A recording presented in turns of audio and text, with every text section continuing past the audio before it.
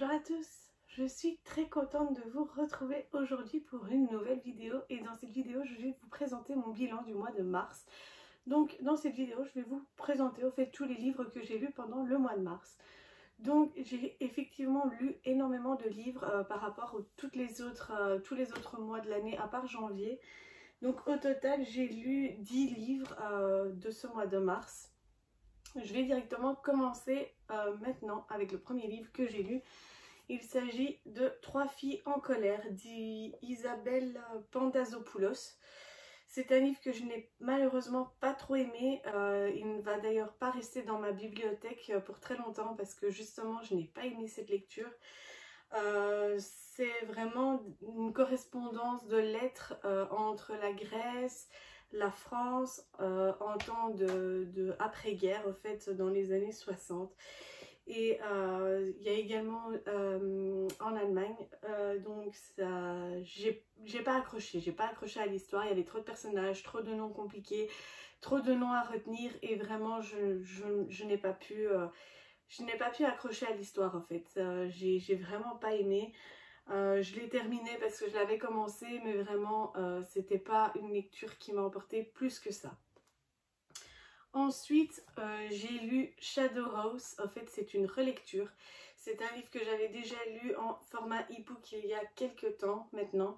Et quand je l'ai reçu, parce que c'est un livre que j'ai reçu dans une box livresque, je vous laisse le lien de mon book haul de box livresque dans la barre d'infos.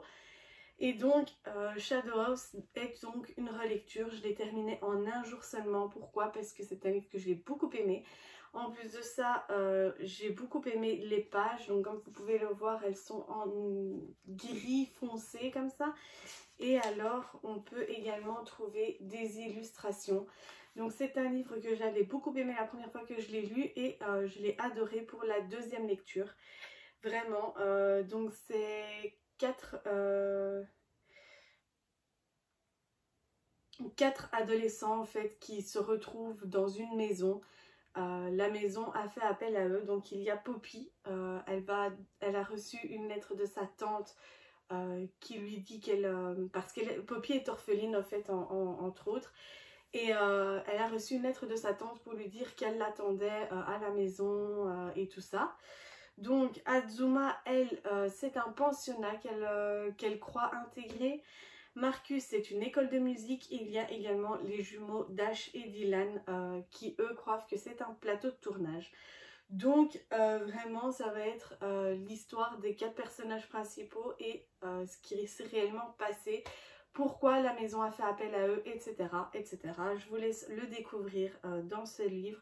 Moi, je l'ai beaucoup aimé. Et ça parle de fantômes, entre guillemets, d'esprits et tout ça. Donc, vraiment, c'était une chouette lecture. Ensuite, on retrouve ici Baby Bad Trip de Lisa Drakeford. Ça, c'est un livre que j'ai beaucoup aimé. Je ne connaissais pas du tout, je n'en avais pas entendu parler. Et donc là, c'est une adolescente de 16 ans qui accouche dans la salle de bain de sa meilleure amie le soir de son anniversaire. Et au fur et à mesure de l'histoire, on découvre qui est le père. Et vraiment, je suis encore étonnée aujourd'hui de savoir qui était le père en réalité. Elle a fait un déni de grossesse, en fait, personne n'était au courant de sa grossesse. Et donc, ce livre raconte en fait les aventures donc, de ce personnage-là qui a accouché, ainsi que de la meilleure amie, du petit ami de la meilleure amie et du meilleur ami gay. Vraiment, j'ai beaucoup aimé ce livre. Il y a beaucoup de... Enfin, beaucoup, non. Il y a pas mal de rebondissements. Bon, c'est une lecture qui est tournée quand même assez jeunesse, mais vraiment, c'était un agréable moment lecture que j'ai passé avec ce livre-ci. Ensuite, il y a également celui-ci. Donc, il s'agit de Chant de tir de Linwood Barclay.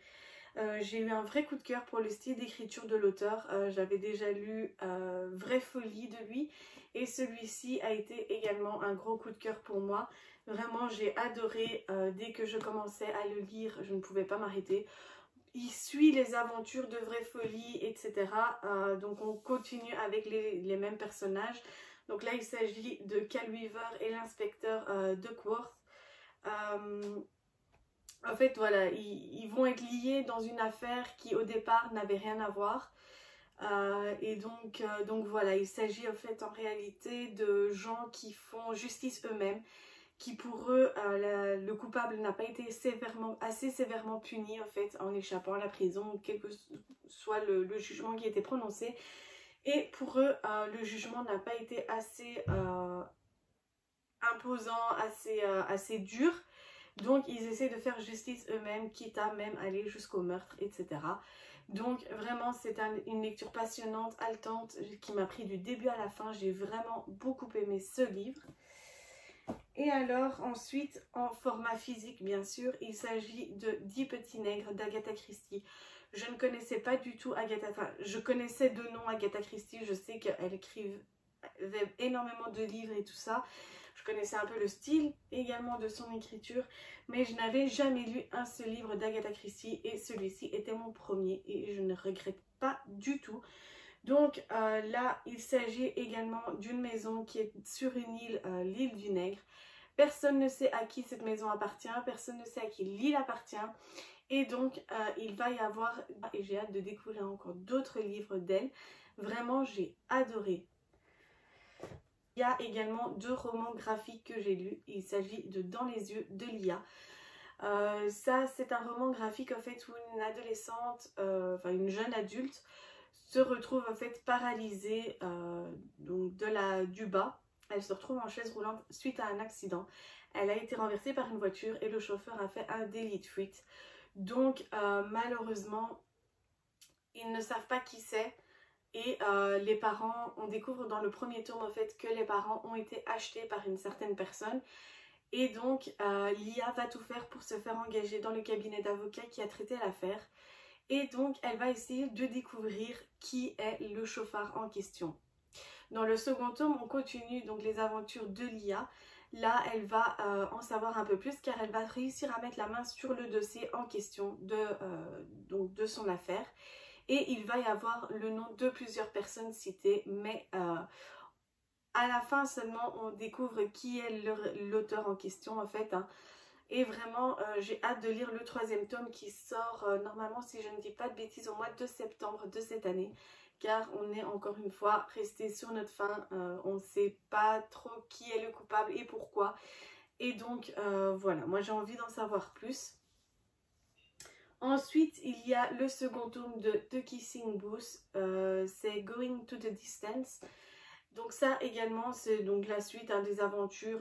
Je ne sais pas si vous avez lu le livre ou vu le film Netflix qui est sorti il y a 2 ans ou l'année passée, je ne sais plus. Et donc, on continue donc les aventures de Ella.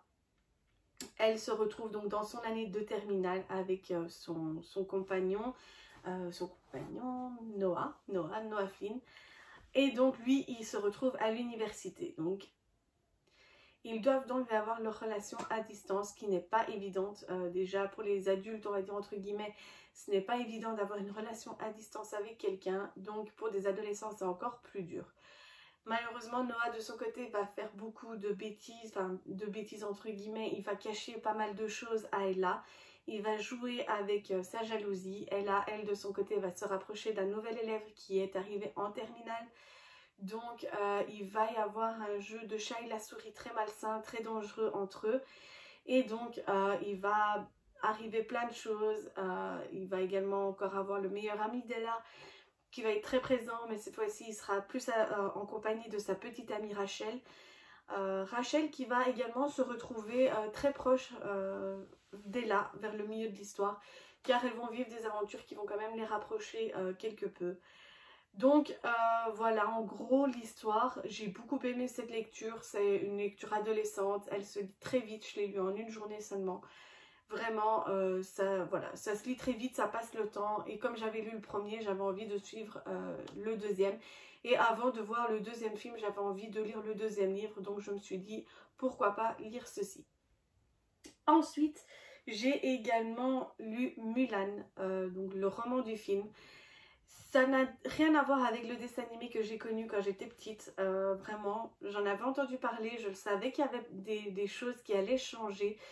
Mais là, à faire vraiment un tel changement, je n'y attendais pas du tout. Donc là, par question de cricket ou de dragon mouchou qui suit Mulan dans ses aventures, non, elle va donc suivre ses aventures toute seule en fait, hein. Ça va être la même base que dans le dessin animé. Donc elle va partir faire la guerre à la place de son père pour lui sauver la vie.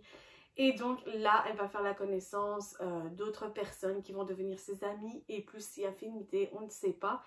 Et donc elle doit garder ce secret de dire que c'est une fille pour justement préserver l'honneur de sa famille et son honneur à elle surtout. Car pour elle, l'honneur est plus important que la mort. Donc si elle a le déshonneur sur elle, sa famille ou son village, c'est vraiment pire qu'un le châtiment de la mort. Donc elle va vraiment tout faire en sorte pour garder son secret un maximum. J'ai beaucoup aimé cette lecture parce que je ne sais vraiment pas du tout l'histoire que je connaissais au départ. Donc j'ai découvert pas mal de nouvelles choses. Maintenant, il y avait certains passages où je trouve c'était un peu trop rapide en fait. Il y a eu une bataille et pour moi il n'y avait pas assez de détails, il n'y avait pas assez de bataille en question. Ça a été vraiment haché, coupé, je trouve. Moi personnellement c'est ce que j'ai trouvé. Donc vraiment très bien comme histoire, il n'y a rien à dire, elle est vraiment bien, j'ai adoré. Mais en même temps, je trouve dommage certains passages qui ont été raccourcis pour moi à mon goût. Vraiment, je l'ai lu en une journée seulement également et il fait partie de mes gros coups de cœur aussi de ce mois-ci que j'ai beaucoup aimé. Et alors, pour terminer, il y a donc La Grâce du Dindon déplumé. Ça, c'est une de mes dernières lectures du mois. C'est un livre que j'ai beaucoup aimé, je l'ai lu en quelques jours, en 2 jours je pense. C'est en format numérique. Je vous laisse tous les liens dans la barre d'infos encore une fois parce que c'est des chroniques que j'ai écrites sur mon blog. Voilà, sur mon blog. Donc je vous laisserai tous les liens nécessaires dans la barre d'infos. Je vous laisserai les liens Amazon également si ça vous intéresse d'acheter un des livres que je vous ai présenté dans cette vidéo. Donc, La Grâce du Dindon déplumé, là on suit une adolescente de 16 ans qui s'appelle Angélique. Et oui, comme moi, ça fait bizarre de lire un livre avec le personnage principal qui a le même prénom que moi parce que c'est assez rare, je trouve. Donc, on suit ses aventures. Elle se retrouve... en fait, Angélique est une fille qui est très cynique, elle dit tout haut ce que tout le monde pense tout bas. Et honnêtement, c'est une carapace pour justement éviter de faire en sorte que les gens pensent que c'est une fille ordinaire, une fille comme les autres, une fille banale. Elle veut être le genre de fille unique que tout le monde... voilà. Allez, elle se fait pas spécialement des amis. Voilà, elle est au lycée, elle a sa meilleure amie et c'est tout. Voilà, elle s'en fout de ce que les autres pensent et tout ça. Et en même temps, voilà, elle est là, elle est cynique, ouais, voilà, il y a rien d'autre à dire, c'est très compliqué à expliquer.